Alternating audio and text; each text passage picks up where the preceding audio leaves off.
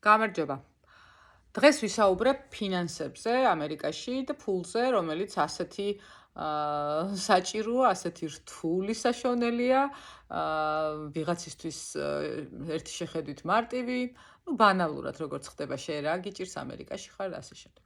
რეალურად არაფერი არ გიჭირს, როცა ამერიკაში ხარ, გარდა იმისა, რომ გიჭირს მორალურად და ფსიქოლოგიურად რაღაცების გადახარშვა.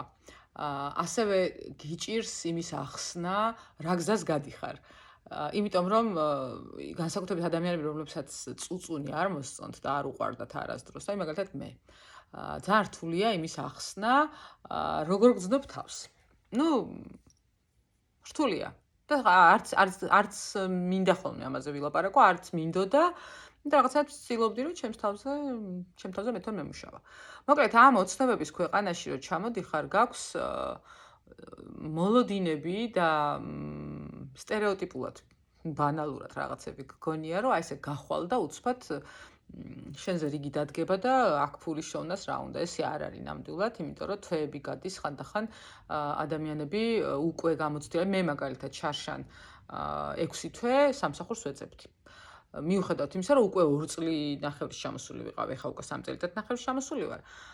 და მოხდა ასე, იმიტომ რომ ერთი სამსახურიდან წამოვედი, ჩემი სურვილით წამოვედი, იმიტომ რომ მივხვდი, რომ ჩემი ძალიან დიდი ენერგია მიქონდა და ძალიან დიდი დრო უნდა გამეტარებია იმ სამსახურში, რომ ეს იყო საოფისი, არასამთავრობო ორგანიზაცია, ანუ მუშაობდი ფაქტობრივად იმ სფეროში, სადაც მუშაობდი საქართველოშიც, მაგრამ რაღაც პერიოდის შემდეგ მივხვდი, რომ ეს ქვეყანა მაგ ფუფუნებას არ მაძლევს, რომ მე ვიყო ისე იმ გარემოში, როგორშიც მივეჩვიეყოფნას, ანუ იმის თქმა მინდა, რომ ის ვაკეთო, რაც ასე თუ ისე სიამოვნებს ვაკეთო, ძალიან დამწყების პოზიციაზე არა, მაგრამ ძალიან დამწყებზე ცოტა მაღალზე შედიხარ, ასე ვთქვათ, აქ ეგრე პირდაპირ მოვედი და ეხლა მოდით ჩემი თანამდებობა გადახედეთ ჩემს სიუს და დავიწყებ მუშაობას, ასე არ ხდება და მე ყველაფერს აქვს თავისი იერარქიული კარიერული ზრდის რაღაცა წლები და პერიოდები და მოკლედ ერთი პოზიციიდან მეორეზე რომ გადახვიდე, მინიმუმ სადღაც 2 წელი უნდა გავიდეს, მინიმუმ. ისიც ძალიან უნდა იყო ჩაღო და ამის დრო არ მქონდა, იმიტომ რომ საკმაოდ დიდი ვარ, ეხლა აღარ ვარ პატარა იმისთვის, რომ ესე წლები მასზე დავხარჯო და ყველაზე მთავარი სახელმწიფო სამსახურები, მათ შორის ეს არასამთავრობო ორგანიზაციები და ასე შემდეგ, თუ არ ხარ ტოპ მენეჯერის და საშუალოზე მაღალი მენეჯერის პოზიციაზე, ხელფასი არის არაფერი და ნებისმიერი არაკვალიფიციური სამუშაო, ანუ არაკვალიფიციური მუშაკი, თუ როგორ ქვია, ვორკერი, მუშა გამოიმუშავებს უფრო მეც. ხო და მეც მაგ დასკვნამდე რომ მივედი, რომ ეხა პრონწყობის და სვეცკაობის ის არ არის, დრო არ არის, იმიტომ რომ ამისთვის არ ჩამოსულ ხარ ამ ქვეყანაში.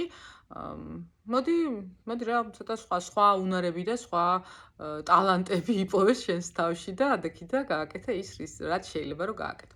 მანამდე ვიმუშავე ძიძად და მანამდე სუსუ თავიდან რომ ჩამოვედი, ვიმუშავე ქართულ რესტორანში ცივი კერძების მზარეულად, რაც ძალიან კაი გამოცდილება იყო და ყველა იმ სამსახურმა, სადაც ვიმუშავია, მომცა ძალიან კარგი გამოცდილება და აი ამ ქვეყანაში გამოცდილებების დაგროვების ძალიან დიდი შესაძლებლობა გაქვს. ხა ვიღაცა იტყვის, რომ რა თქმა უნდა, ესეთი გამოცდილებების დაგროვებაო, მართალია, სასურველია, რომ არც დაგჭირდეთ არასდროს, მაგრამ მე არასოდეს არ მქონდა წარმოება, ვერასოდეს ვერ ვიფიქრებდი, რომ ძიძა ვიქნებოდი და ისე მიუდგებოდი ამ ძიძობას, როგორც, რა ვიცი მე, როგორც მიყვარს, თქვათ, მიყვარდა ჩემი ის საქმე და პროფესია, რომელსაც ვაკეთებდი. აღმოჩნდა, რომ ძალიან ბევრი ესეთი საინტერესო რაღაცა ემოციები ვიპოვე საკუთარ თავში და მოკლედ ამაზე მე ვილაპარაკებ, ფულზე ვილაპარაკობ დღეს.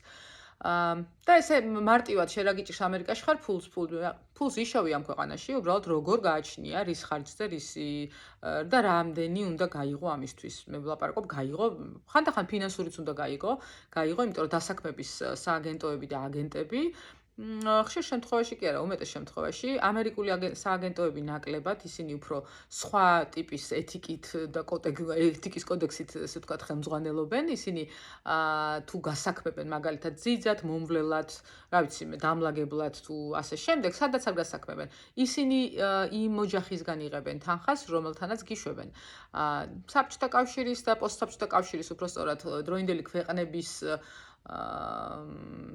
წარმომადგენლები, რომლებსაც აქვთ სააგენტოები, ან მუშაობენ აგენტებად, ან ასე შემდეგ, ისინი ყიდიან სამსახურს და ეს ჩვეულებრივი ამბავია ხა, თავისუფალია ბაზარი, გაყიდე თუ მყიდველი არის, რატომაც არა გაყიდე. ხო, და შესაბამისად ხანდახან არის ხოლმე, რომ სამსახურში შედიხარ, მაგალითად ბებიის მომვლელად და ერთთვის ხელფასი მიაქვს აგენტს, სააგენტოს, რავი ადამიანს, ვინც ეს სამსახური გაპოვნინა. გარანტირებული არაფერი არ არის, შეიძლება 6 თვეში ეს სამსახური აღარ იყოს, რიგი მიზეზების გამო, თუმცა რაღაცას კვირდებიან, რომ მერე კიდე მეორეც სადღაც ოდესღაც დაგასაქმებ, მაგრამ ეგრეც არ არის, ყველას არ აქვს. არა, ამას კი აკეთებენ, მე იმის თქმა მინდა, რომ ყველას არ აქვს იმის, ასე ვთქვათ, ასეთი წარმატებული ბიზნესი, იმის თქმა მინდა, რომ უამრავი ოჯახი არ ყავს რიგში. ასე რომ გადახდაც გიწევს, ცოტაზე დათანხმებაც გიწევს, ცოტა შემოსავალზე დათანხმებას გულისხმობ დასაწყისში. მე თავიდან მუშაობდი კვირაში $600, რაც არის ძალიან სასაცილო დღეს. ანუ თვეში $2400 ამერიკაში არაფერი არ არის, თუ გავითვალისწინებთ იმას, რომ იმ პერიოდში მე ვსწავლობდი კიდე და $300 ვიხდიდი იმაში კვირაში ბოდიში. მარტო კი გჭირდება გზის ფული, გჭირდება ტელეფონი, გჭირდება ელემენტარული საჭიროებების მოგვარება და მოკლედ არაფერი არ არის 2400 არაფერს დიდი რაღაცა რავი რა შეიძლება იყიდო საშუალო დონის ყოველდღიური ტანსაცმელი მაგალითად რაღაცა ისეთი TJ Maxx-ში თქვათ ან Marshall-ში რაღაცას იყიდი მაგრამ ეს ამას ესე დიდხანს ვერ გეყოფ ამის თქმა მინდა რა ვერ გაიზრდები ამ ფულით საქართველოში $2400 ფულია. იყო, ეხლა ყველაფერი გაძვირდა და შესაბამისად არც არაფერი არ არის, მაგრამ ასე ხელს ვერ წამოკრავ, რომ რა არის. მე გავიუმჯობესე, გადავედი უფრო კარგ სამსახურში, უკვე ძიძათ, უფრო კარგად ანაზღაურებაზე ალაპარაკი და როგორც კი ეს ანაზღაურება გაგეზრდება, ეგრევე იზრდება ხარჯებიც, ჩვეულებრივად პირდაპირ პროპორციულად, ეგრევე გაჩნდა ცხოვრებაში საკრედიტო ბარათი. საკრედიტო ბარათი, რომელიც მანამდე საერთოდ არ მეინტერესებდა და მე მივხვდი, რომ ყველას აქვს, იმიტომ რომ უნდა გქონდეს თუ არა გაქვს საკრედიტო ბარათი, არ გაქვს საკრედიტო ისტორია. ვერ ქმნი შენ საკრედიტო ისტორიას, რაც ძალიან მნიშვნელოვანია ამ ქვეყანაში, თუ გინდა რომ სამომავლოდ ხელი მოგემართოს, მოკლედ, თუ გადაწყვიტავ, რომ ბიზნესი გქონდეს, საკრედიტო ბარათების ქონა მნიშვნელოვანია, იმიტომ რომ ხელს გიწყობს ეს ყველაფერი. ფაქტიურად კრედიტია. კრედიტს კიდე სხვა რამე ქვია აქ, ან სხვანაირი კრედიტია კიდე არსებობს. ეს ბარათია, რომელთანაც თანხას ძალიან სიტყვაზე $1000-დან $200 გააქეშებ, ანუ $200 გამოიტანთო და სხვა დანარჩენი უბრალოდ ბარათიდან უნდა დახარჯო. და ყოველ დათქმულ თვეში ერთხელ რიცხვში გადაფარო ან 30%-ზე 30% დაიტოვო დასაფარი. სხვა შემთხვევაში საკრედიტო ისტორია კარგი ვერ გექნება. საკრედიტო ისტორია არის მთელი ცოცხალი ორგანიზმივით, უნდა მოუვარო, უნდა იზრუნო, უნდა იანგარიშო, უნდა მიაქციო ყურადღება, თუ არა და თუ არ გაქვს მაღალი ქულა ან კარგი და მაღალი, თორე არსებობს ცუდი და საშინელიც. ბევრს ვერაფერს ვერ მიაღწევ, მათ შორის ვერ იქირავებ შენ სახელზე იმას ბინასაც კი. და ეს ფული მრავლდება მე მიხვდით თქო კრედიტების ხარჯზე. კრედიტები გიმრავლდება, საკრედიტო ბარათები მოგდის და მოგდის პოსტით შემოთავაზებები, ანათებ, გიმტკიცებენ, ანუ ანათებ რა QR კოდზე ვლაპარაკობ, დაგიმტკიც და გიხარია, ახალი რო ხარ, გონია რომ აი რაღაცა გაგეხსნა. არაფერს არ გაგეხსნა, მშვენივრად ძალიან კარგად იციან, რომ როგორც კი შენ დაიწყებ, შენს ანგარიშზე დაიწყებ ცოტა მეტი თანხა ბრუნვას, როგორც კი შენ ერთ საკრედიტოს, ესე ვთქვათ, ნორმალურად განკარგავ, სხვადასხვა ინსტიტუციები შეიძლება ზუსტად ავიცი ერთ თვეში, თუ არა და ერთ ორ თვეში 9-10 ბარათი დაგიმტკიცონ, შემ შემთხვევაში 6 დამიმტკიცდა მე მგონი ერთმანეთის მიყოლებით. ეს რას ნიშნავს, იცით, რომ ხელფასი თუ გაქვს, თქვა სიტყვაზე $2400, დამატებით შეიძლება სადღაც $5-6000 საკრედიტო ბარათი დაგიმტკიცონ, რომელიც ცნებაა დახარჯო ფული. ახლა ყველამ ვიცით.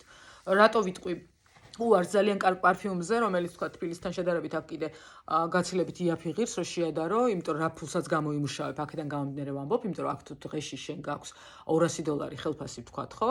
და ჩვეულებრივი ამბავია ხა $200 ხელფასი, არის ნაკლებიც რა თქმა უნდა, ხა არ გეგონოთ რომ ყველას აქვს, მაგრამ აქვს ხალხს 100, 150, 200 და აქვს ხალხს 500-იც. ჩვეულებრივ მომებზია ლაპარაკი, კომპანიონად ვმუშაობ მე ბებიასთან. მოხუცთან ბებიას ეს აქაური ტერმინია ბებია და მე ვიცნობ კომპანიონებს რომლებსაც და გამიგია რომლებსაც 500 აქვთ დღეში ასე რომ აი ძალიან ჭრელია ბაზარი. შენ უნდა გაგიმართლოს კიდეც. შეიძლება ძალიან მაგარი იყო, უნიკალური იყო, მაგრამ $180 გიხდიდნენ მარტო იმიტომ, რომ როდესღაც დათანხმდი, მეტი გზა არ ქონდა. 6 თვე ვეძებდი სამსახურს, თქო წეღარო ვახსენე, 6 თვე ვეძებდი სამსახურს და ფიქრობდი, რომ თუ სტაბილური იქნებოდა, შეიძლება $180-იან სამსახურსაც წავსულიყავი. ნუ მე ბოლო წუთებში მაინც რაღაცნაირად ცოტა იმას ვქენი თავს ძალა დავატანე, რომ ამაში არ შემეყო თავი, იმიტომ რომ იქ მე სხვა რაღაცეები შემოდის კიდე, მე გიყვარდება ეჩვევი თუ რაღაცა ხდება, ხათრი გაქვს, ქართული, კავკასიური რაღაცეები შემოდის მე და მე ყოველ შემთხვევაში დამემართა ესე რამდენჯერმე, უკაცრავად. ხო და მოკლედ ფული გიმრავლდება კრედიტების სახით. შეიძლება შემოსავალი კი არ გეზრდებოდეს, მაგრამ შენი ხარჯვითი უნარი იზრდება და შენ ხარჯავ ამ თანხას, იყიდი იმ პარფიუმს $140 და $150, რატო არა, ხა ერთი დღის ხელფასია, ხო? მისცემ საკუთარ თავს უფლებას. ბინას ქირაობ, შენს ჭკუაზე ავეჯს იყიდი, ყველაფერს იყიდი, საკრედიტო ბარათზე თუ გაქვს თანხა, იყიდი ყველაფერს. მე იმას გააგზავნი, თუ გინდა გასაგზავნოთ საქართველოში რაღაცეების აჩუქრები, ანუ საკრედიტო ბარათით იწყებ ცხოვრებას. მაგრამ ეს არ არის სწორი. ნუ რას იზავ, ესე ხდება, ყველას აქ ცუნება და ყველა იყენებს ამას.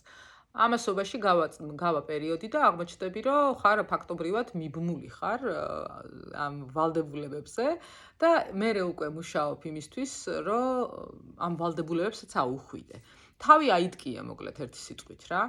ამის გამოსავალი არის და მე გეტყვით სხვა დროს რა შეიძლება იყოს, ეს ის კი არა, პანაცია კი არ არის, თქვათ მე ორი ვარიანტია, შეიძლება მართლა თავი გადაიკლა, ყველა ბარათი დახურო, ან დახურას დაბლოკო, იმიტომ რომ ხარჯვაში ვეღარ გამოიყენო და ფული ნელ-ნელა ამატო და ნუ პროცენტსაც იხდი და თავსაც იხდი და ასე შემდეგ, მაგრამ როდესღაც დაფარავ. ნუ ეს არის ერთი ვარიანტი, მეორე ვარიანტი არის თავი გაკოტრებულად გამოაცხადო და ჩამოგეწერება. ამის გამო ციხეში არავინ არ წაგიყვანს ნამდვილად, უბრალოდ კრედიტ ქულა დავარდება ძალიან დაბლა. კრედიტ ქულის, ანუ საკრედიტო ისტორიის, კარგი ისტორიის ქონამ, მე პირადად მომცა შესაძლებლობა, რომ აქ ჩამოსვლიდან წელიწად ნახევარი, არც კი, ნუ უფრო ნაკლები, 1 წლის თავზე საკუთარ სახელზე მქონოდა ქირავნობის ხელშეკრულება, რაც ძალიან მნიშვნელოვანია და ძალიან კარგია, ძალიან მიხარია. ნუ ამის პარალელურად ეს იმას ნიშნავს, რომ შენ ძალიან დიდ თანხას იხდი დამოუკიდებლად იხდი იმ ბინაში, რომელიც იქირავე, ხო? მანამდე თუ ვთქვათ $500 იხდიდი ადგილში, ეხლა $2200 იხდი ბინაში. და მაგრამ ეს თავისუფლებაა, ეს თქვენი არჩევანია, ნებისმიერ ჩემი არჩევანი იყო ეს, რომ აი მე მინდა ოდნავ მიახლოებულად მაინც ვიცხოვრო იმასთან, როგორც ვცხოვრობდი თბილისში. საქართველოში, იმიტომ რომ ეს მე მშველის, ეს ჩემს ფსიქიკას სჭირდებოდა ასე და ამიტომაც აი ამ ესე ვთქვათ მიდგომით მიუდექი ჩემს ყოფას ვიღაცაები ცხოვრობენ მაგალითად იქ სადაც მუშაობენ, რაც ძალიან კარგად გაძლევს საშუალებას თანხა დაზოგო. და ყველამ ვიცით ხო, რომ უფრო სწრაფად იშოვი, ეხლა არაფერში არ გეხარჯება ფული და შესაბამისად უფრო მეტად დააგროვებ. მე ჩემსაც გიზიარებთ. მოკლედ, აი ესე ფულთან დაკავშირებით ძალიან საშუალებები ჩნდება, ოღონდ ხო გეუბნებით, ის კი არა, რომ შემოსავალი გაგეზარდა კრედიტი და ეს ხშირად არის ხოლმე ხაფანგი. მაგრამ რას ვიზავთ ახლა? ეგეც ვიღაცისთვის ძალიან მნიშვნელოვანია ხანდახან, როცა გაქვს საკრედიტო ბარათი, იმედია. იმიტომ რომ უკვე ფეხზე დამდგარი თუ როგორც ქვია, ამერიკელები მაგალითად, ხო, ვისთვისაც ახლა ეს ქვეყანა სამშობლოა და ასე შემდეგ, მათთვის საკრედიტო ბარათები არის იმედი იმისა, რომ თქვათ აი შვებულებას აუცილებლად აიღებს და წავა. საკრედიტო ბარათით წავა ბოლო-ბოლო, მაგრამ მე რა ჩამოვა, იმუშავებს და იმ თანხას გადაფარავს, ხო? რაღაცა საჭიროებები მოიგვარა, ამ წუთას ისე აღარ დარჩა ფული ჩვეულებრივ ესე ვთქვათ ანგარიშზე და საკრედიტოს დახარჯავს. ჩვენ შემთხვევაში, ახალი ჩამოსვლების შემთხვევაში ხელფასი მაქვს $2000, საკრედიტოები მომწეს 10000 და ახლა ფოკუსნიკივით ესე ორი ბურთის თამაშის პრინციპით ხანის გადაფარე და ეს ხდება და ამიტომ ამის ხაფანგშიც თუ როგორც ქვია ბორბალშიც ვართ, რომ უნდა ციყვებივით ვირბინოთ მერე, რომ რაღაცნაირად ამას აუხვიდე. იზრდება შემოსავალი, იზრდება ხარჯიც და მე ხარჯში საკრედიტო ბარათებსაც გულისხმობ. ამ ქვეყანაში შემოსავლის 80% რჩება აქვე. ანუ ძირითად შემთხვევებში თუ იხდი გადასახადებს და თუ ადამიანი ხარჯავ საკვებზე, ჩაცმაზე, საწვავზე, მანქანა ყავს, დაზღვევა გაქვს და ასე შემდეგ, შემოსავლის 80% მე ვიანგარიში 80% ამ ქვეყანაში ვერ რჩება. ის 20%-ია მხოლოდ ის შესაძლებლობა, რომელიც შეგიძლია გასცე, განაწილო, ოჯახს გაუგზავნო, საჩუქრები იყიდო, ნებისმიერ რამ. ამიტომ აი ესეთი მიმართებებია ამ ქვეყანაში ფულის შემოსავალსა და ხარჯს შორის და ამას სჭირდება ნებისყოფა. იმიტომ რომ როგორც წესი პირველი წლები არის ძალიან მაცდური წლები, ბევრი სტრესი გაქვს ამ წლებში და შესაბამისად ბევრი ცდუნებაც შემოდის. ვიცით ახლა ეს ქვეყანა შექმნილია გენიოსების მიერ და სისტემა შექმნეს არაჩვეულებრივმა ტვინებმა. ამიტომ ეს ძალიან კარგად იციან სად როდის წამოეგება ადამიანი. თორე ნამდვილად ესეთი როგორ გითხრათ, შემდგარი და ფეხზე დამდგარი და მილიონერი ამერიკელები ორბარად ფლობენ მაქსიმუმ შეიძლება არც კი ეს ამექსი და რაღაცა ექნებათ და არავინ არ თამაშობს 10 და 15 საკრედიტო ბარათით. სამსახურები ბევრია გაზეთებში, ბევრია პლატფორმებზე სპეციალური, რომელიც უამრავია, მაგრამ რამდენად ბევრი საქმდება, ეგ უკვე ესეთი ამბავია, სტატისტიკა, უნდა გადახედო შენს გარშემო ხალხი რას აკეთებს და შენ ნაცნობებიდან ვინ როგორ მუშაობს. ძირითადი სამსახურები არის შავი მუშების, მძღოლები, დიდია კონკურენცია, Uber-ის მძღოლები და Lyft-ის მძღოლები, მიტანის სერვისის, ეს თქვა Uber-საც აქვს და DoorDash-საც აქვს და Grubhub-საც აქვს.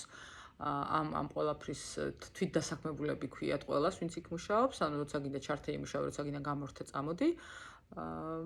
აკეთებენ რაღაცნაირად საშუალოდ ითვლება, რომ ტაქსზე მუშაობის შემთხვევაში შეგიძლია გააკეთო 250-დან ზემოთ დღეში, იმიტომ რომ უნდა გაითვალისწინო, რომ ხარჯი არის, თქვა თუ მანქანა საკუთარი არ არის და ქირაობ, თავის ნომრებით, იმიტომ რომ TLC ნომრები გჭირდება, ეს ნიუ-იორკის შტატზეა ლაპარაკი.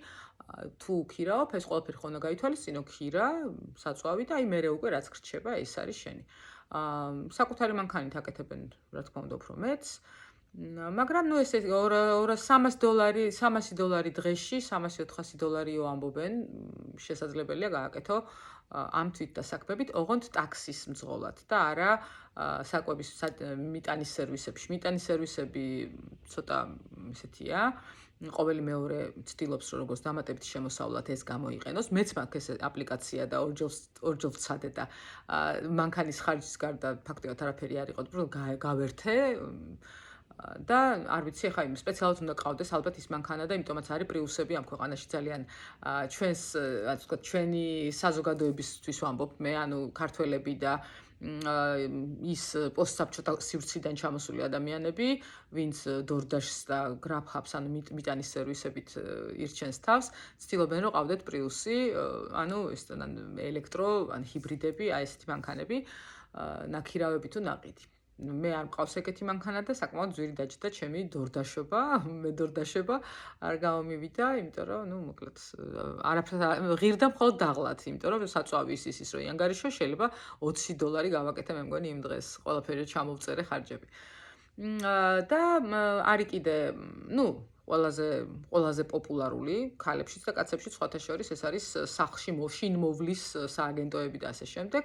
ისინი იმათგან მუშაობა, მანდაც ესე სადღაც 200 რაღაცა $-ზე გამოდის 12 საათიანი ცვლა და კერძო სამსახურები, ანუ კერძო მე როგორც მუშაობ მაგალითად, ხო, ერთ-ერთი სამსახური, ჩემი ეხლა ძირითადი სადაც ვარ, არის კერძო, არავინ არსად სააგენტოდან არ მოსულ ვარ, შესაბამისად $200-ზე მეტი მაქვს.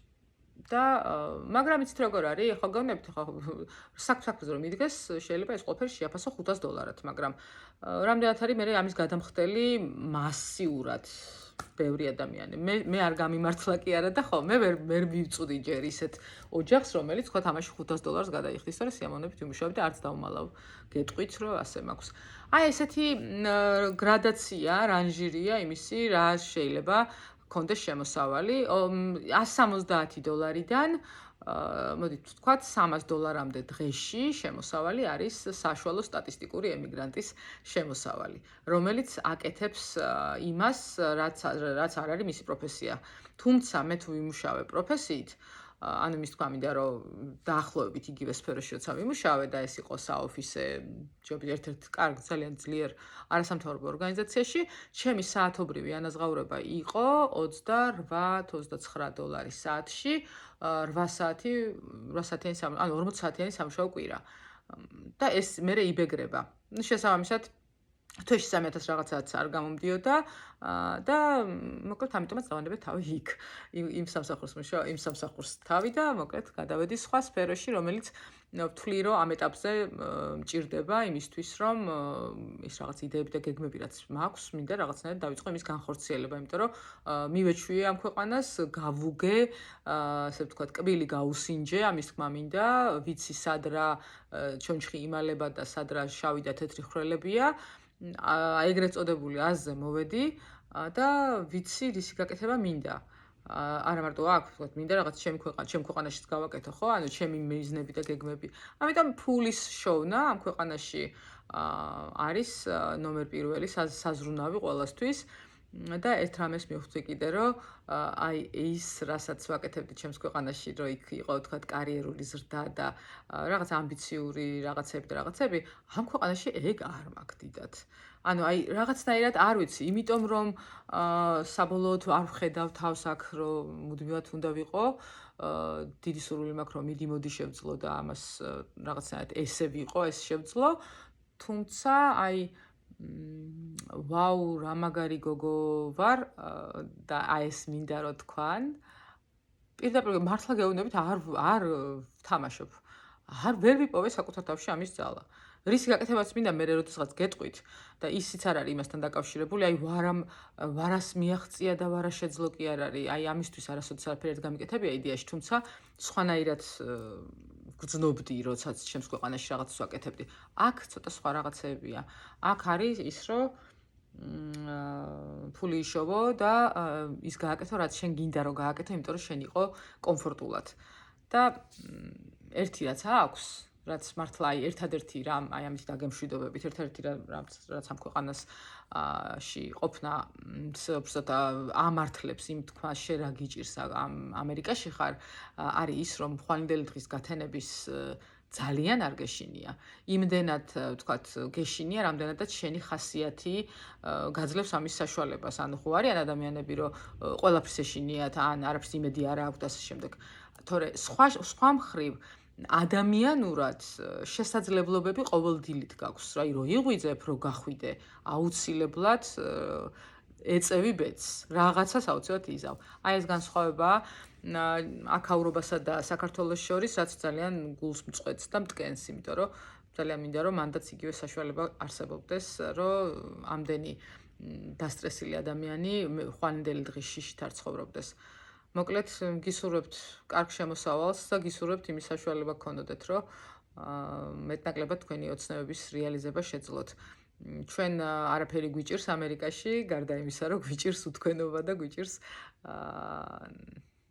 გვიჭირს იმ ტვირთის აწევა და იმ მიზნების მიღწევა არა, იმ მიზნებთან მისასვლელი გზების პოვნა, ბევრი გზა. და ამიტომ რაღაცა ისეთი ხარ, ცოტა ლაბირინთული აქაურობა, მაგრამ არა უშავს. ყველაფერი კარგად იქნება, მე ესე მგონია. და ასე ბანალურად დაგემშვიდობებით შემდეგ ვიდეომდე, რომელშიც სავარაუდოდ ვისაუბრებ ან დროზე, ან ურთიერთობებზე ამერიკაში. ნახვამდის, მადლობა. თუ მოგეწონათ, შეგიძლიათ დაალაიქოთ.